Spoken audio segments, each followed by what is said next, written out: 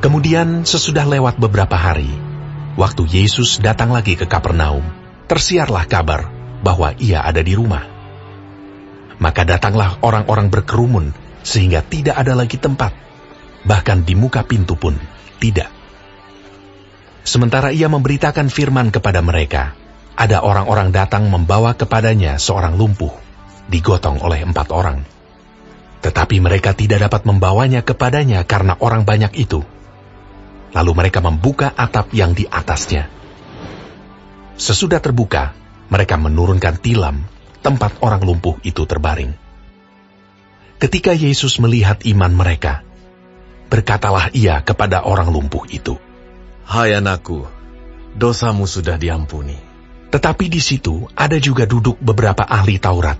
Mereka berpikir dalam hatinya, "Mengapa orang ini berkata begitu? Ia menghujat Allah. Siapa yang dapat mengampuni dosa selain daripada Allah sendiri?" Tetapi Yesus segera mengetahui dalam hatinya bahwa mereka berpikir demikian. Lalu ia berkata kepada mereka, "Mengapa kamu berpikir begitu dalam hatimu? Manakah lebih mudah mengatakan kepada orang lumpuh ini, 'Dosamu sudah diampuni,' atau mengatakan, 'Bangunlah, angkatlah tilammu dan berjalan'? Tetapi supaya kamu tahu bahwa di dunia ini, Anak Manusia berkuasa mengampuni dosa." Berkatalah ia kepada orang lumpuh itu, "Kepadamu kukatakan, bangunlah, angkatlah tempat tidurmu, dan pulanglah ke rumahmu." Dan orang itu pun bangun, segera mengangkat tempat tidurnya, dan pergi keluar di hadapan orang-orang itu, sehingga mereka semua takjub, lalu memuliakan Allah. Katanya, "Yang begini belum pernah kita lihat." Sesudah itu, Yesus pergi lagi ke pantai danau, dan seluruh orang banyak datang kepadanya. Lalu ia mengajar mereka. Kemudian ketika ia berjalan lewat di situ, ia melihat Lewi, anak Alfeus, duduk di rumah cukai. Lalu ia berkata kepadanya, "Ikutlah aku."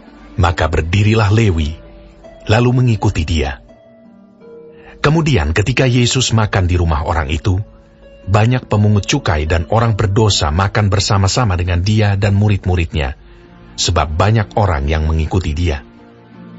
Pada waktu ahli-ahli Taurat dari golongan Farisi melihat bahwa ia makan dengan pemungut cukai dan orang berdosa itu, berkatalah mereka kepada murid-muridnya, "Mengapa ia makan bersama-sama dengan pemungut cukai dan orang berdosa?"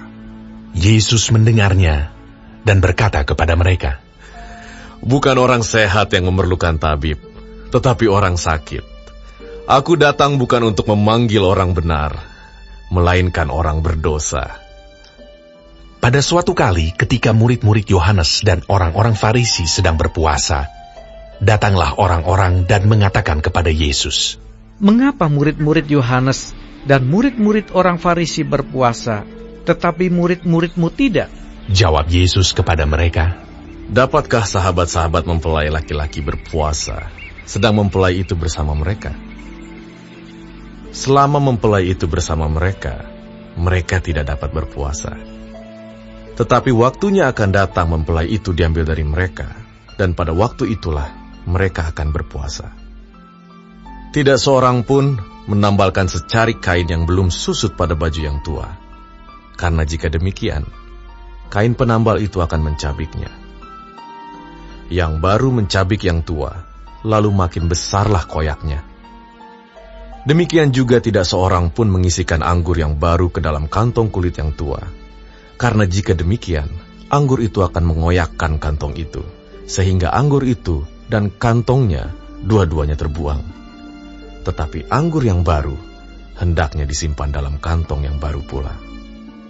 Pada suatu kali, pada hari Sabat, Yesus berjalan di ladang gandum, dan sementara berjalan murid-muridnya memetik bulir gandum. Maka kata orang-orang Farisi kepadanya, "Lihat, mengapa mereka berbuat sesuatu yang tidak diperbolehkan pada hari Sabat?" Jawabnya kepada mereka, "Belum pernahkah kamu baca apa yang dilakukan Daud ketika ia dan mereka yang mengikutinya kekurangan dan kelaparan, Bagaimana ia masuk ke dalam rumah Allah waktu Abiatar menjabat sebagai imam besar, lalu makan roti sajian itu yang tidak boleh dimakan kecuali oleh imam-imam, dan memberinya juga kepada pengikut-pengikutnya. Lalu kata Yesus kepada mereka, Hari Sabat diadakan untuk manusia, dan bukan manusia untuk hari Sabat. Jadi anak manusia adalah juga Tuhan atas hari Sabat.